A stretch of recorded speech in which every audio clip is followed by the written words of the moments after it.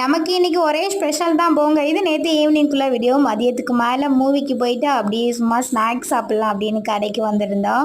நான் எப்போ இந்த கடைக்கு வந்தாலும் மூணு தான் ஆர்டர் பண்ணுவேன். அது என்னென்னா ஃபஸ்ட்டு வந்து இனிப்பு முக்லி, அப்புறம் ராகி கொழுக்கட்டை, பட்டாணி இல்லைன்னா கொண்டைக்கடலை. இது நல்லா இருக்கும் இந்த கடையில்.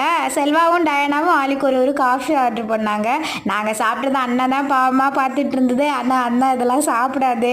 நாங்கள் வீட்டுக்கு வரதுக்கு 7 மணி ஆயிடுச்சு. அண்ணன் வேறு பசிக்குதுன்னு சொன்னாங்களா, கொஞ்சம் பழங்கள் இருந்தது எல்லாத்தையுமே எடுத்து சாப்பிட்டுட்டு கொஞ்சம் நேரத்துலேயே கடைக்கு போகிறோன்னு கிளம்பிட்டாங்க. சரி எல்லோரும் போங்க, நான் வீட்டை க்ளீன் பண்ணிடுறேன் அப்படின்னு டக்குன்னு இருந்த வேலையை எப்பெல்லாம் முடிச்சுட்டு வெயிட் பண்ணேன். செல்வா அண்ணன் எல்லோரும் வந்துட்டாங்க. வரும்போதே சிக்கன் வாங்கிட்டு வந்திருந்தாங்க.